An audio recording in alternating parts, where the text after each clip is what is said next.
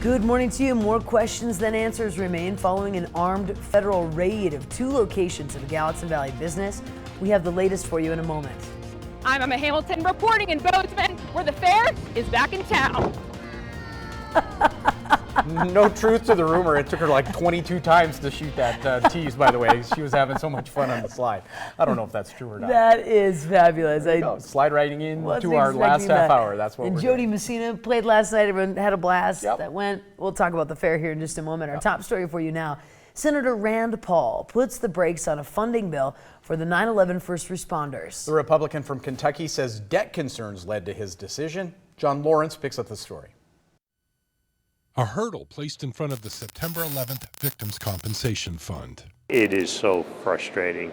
The truth of the matter is that there are so many first responders who are sick. On Wednesday, Senator Kirsten Gillibrand asked for unanimous consent on the bill, a move that would speed the passage process. And that's when Senator Rand Paul stepped forward and objected. Mr. President, Senator from Kentucky. we're adding debt at about $1 trillion a year, and therefore any new spending that we are approaching, any new program that's going to have the longevity of 70, 80 years should be offset by cutting spending that's less valuable.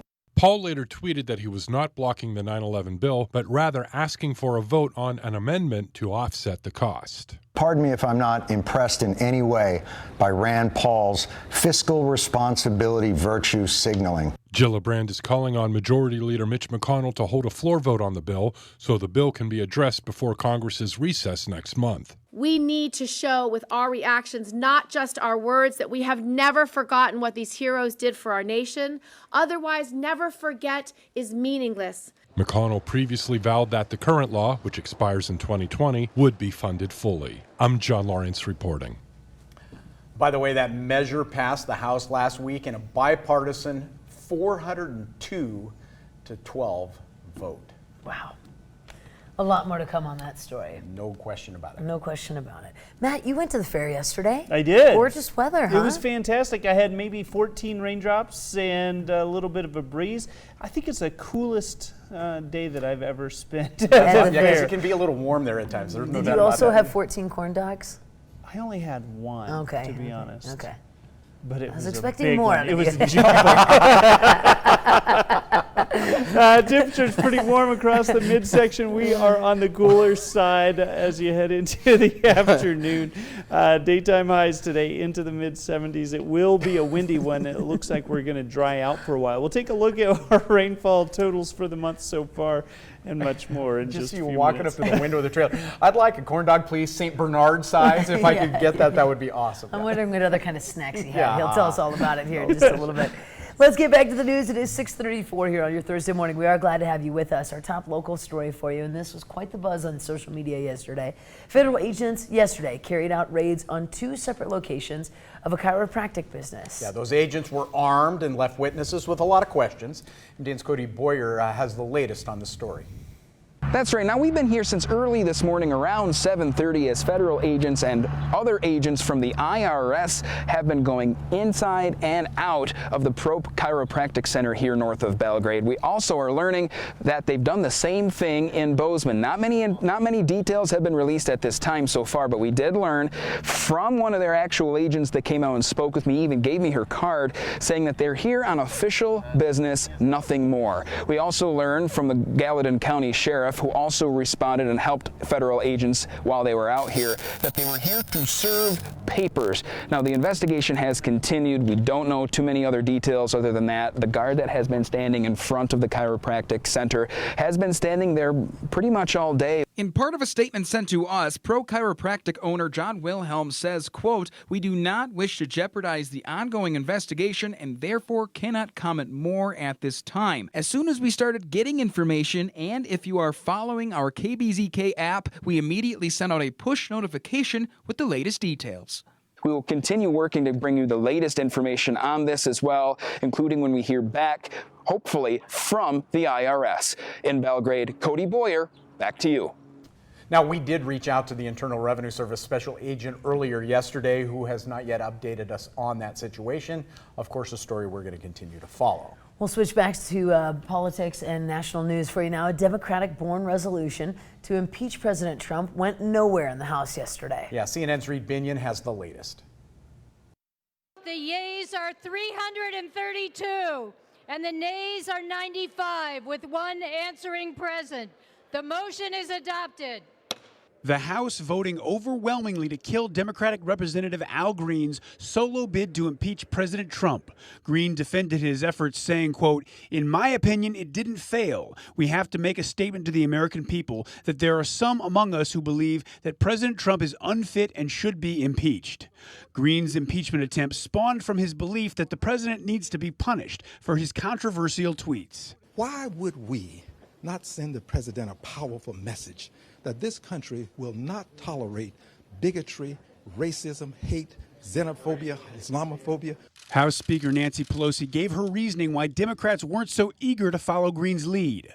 We have 6 committees that are working on following the facts in terms of any abuse of power, obstruction of justice, and the rest that the president may have engaged in. President Trump weighed in on the vote on his way to a campaign rally in North Carolina. The most ridiculous project I've ever been involved in. That's the end of it. Let the Democrats now go back to work. I'm Reed Binion reporting.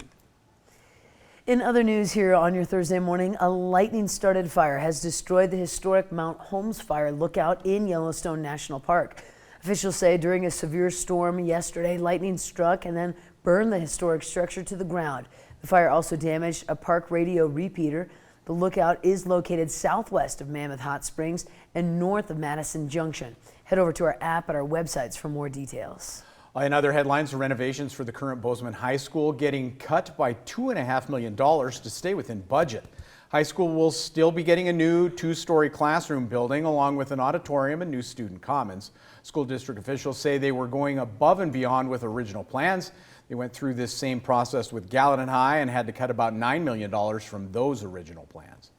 The reality of it is why there's going to be incremental differences between both schools. At the end of the day, when you add everything up, they're going to be equal and very equitable schools across the board. Now, while the district is having to cut some architectural elements to stay within budget, officials decided early on to add an additional 4 classrooms. And the Gallatin County Regional Park is about to get a big helping hand. The county just got a $150,000 grant from the Land and Water Conservation Fund, and it will be used for a lot of different things at the park. The money will help pay for parking lots, public restrooms, and additional irrigation systems in the dog park. Deputy County Administrator says this will go a long way to make parking better year-round. The regional park is a tremendous asset to the community, especially as we continue to grow. To have that open space available to our community is an amazing thing. And it's really exciting to be able to leverage our local investment with the federal dollars to continue to improve the amenities on that property. Now those improvements should be completed by the end of 2020. That's awesome. It's incredible. Putting that money to good use. Absolutely. And it's a summertime tradition that a lot of people look forward to every single year. That's right. Our Emma Hamilton is at the Big Sky Country Fair with all you need to know. The annual Big Sky Country Fair is back in town this weekend through Sunday. And while it's a weekend full of family fun, it also has some other benefits too. It also provides a lot of seasonal jobs to folks that are, we have teachers that are needing some hours during the summer, so we have a lot of really great Bozeman teachers that are in helping us this week. Being the busiest spot all weekend long, the fair needs all of that help. You'll find all of the classic fair food, rides, vendors, and animals, along with the endless entertainment events and shows. New this year, the Big Bug exhibit, which might be a little creepy crawly, along with your classic 4-H events that have been a tradition for years and continues to support the kids.